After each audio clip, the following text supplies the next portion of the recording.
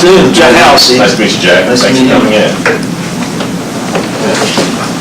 Just having my resume in case you don't have a current one. Okay, great, great. Let's see here, Jack, just gonna go over your resume real quick here. How did you find out about us, Jack? I saw you had an ad in Indeed. Okay. That you were looking for some software development positions Okay. available. All right.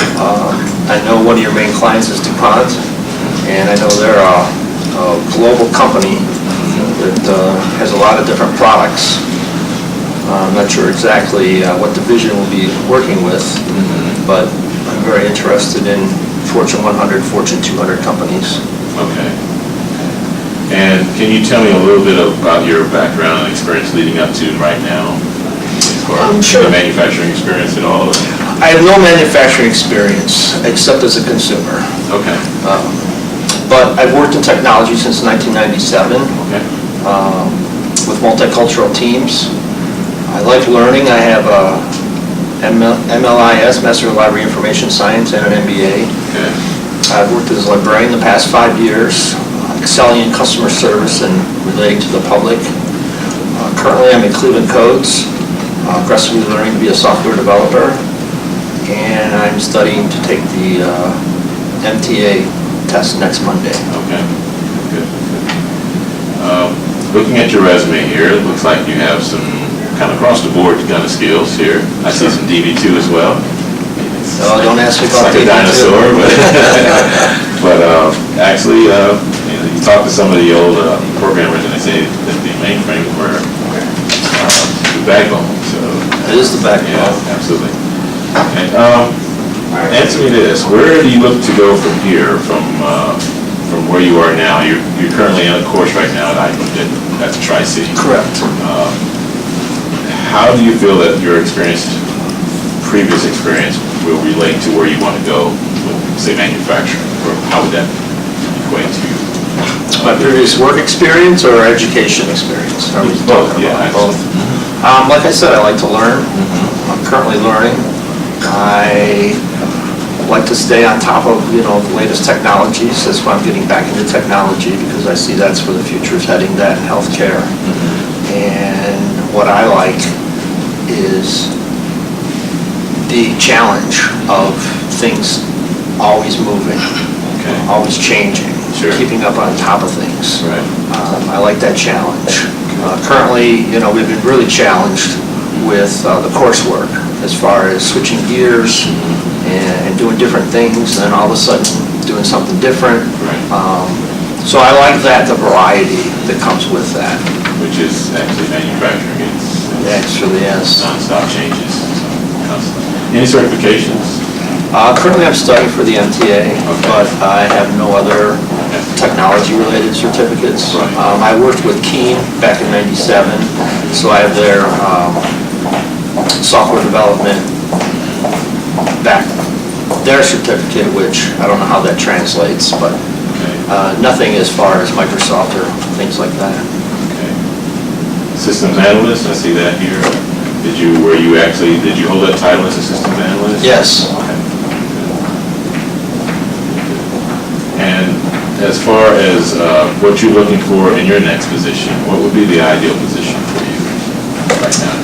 Well, if I had to write my own job description, it would be something along the lines of, cutting-edge technology, being involved in, maybe not so much the design, but the application.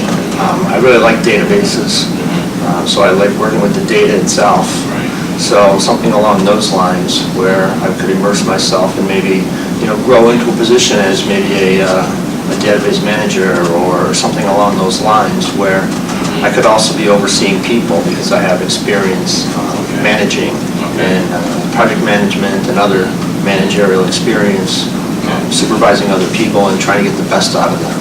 And where did you get your project management experience? With Keen. With Keen? Yes.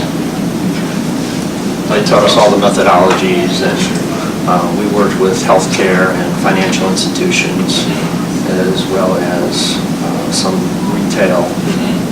Okay, good.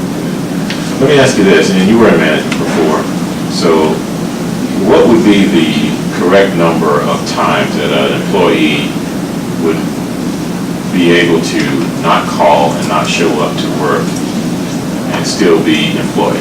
What would be the Wow. Well, I don't know what the handbook says. I'm sure there's some guidelines in there, but, after the first time would be a warning, and the second time, you need to look for another job. You can't just not show up and not call.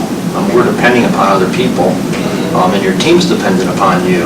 Right. So for you to just not even call Right. Sends a message that you're really not interested in working here. Okay. All right. Questions for me? Yes, I noticed you're a global company, and I saw recently you had an article about risk management and how important that is. How does that play as far as your planning of maybe, say, a 2-year plan or something along those lines? Okay. Well, with DuPont, as you know, they're global, they're worldwide, and what they're always doing is evolving. They're always making a good product better. They're always looking at ways to enhance what they're doing, and also looking at ways, obviously staying safe. With them, as far as risk management goes, they're also looking at ways to make the product that they're making, but also looking at ways of keeping the environment safe as well. For example, I don't know if you know this or not, but DuPont actually invented antifreeze by mistake.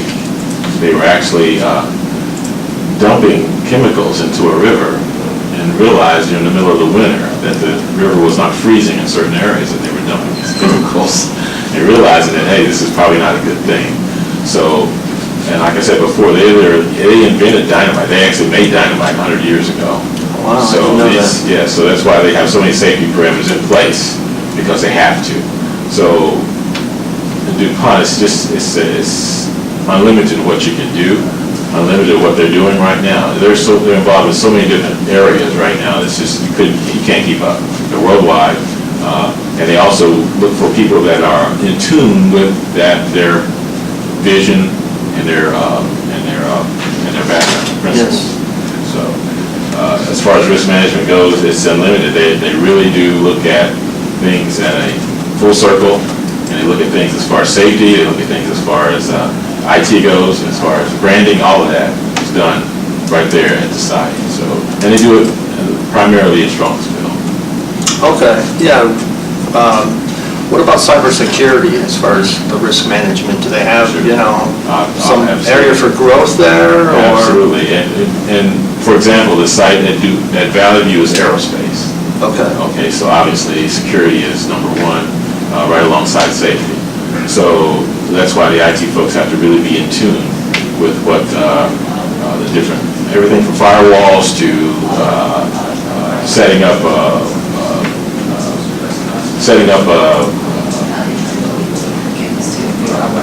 sites where you I can't think of the name right now, where you set up sites where you can only get it so far. Sure. And move backwards or forwards. So they're always looking at that as well, because this work is done for the government. Okay. Okay, so, and both civilian and military aircraft are affected by this. So it's important. Oh, good. Well, I appreciate you coming in today. It was a pleasure to meet you. Thank you. All right.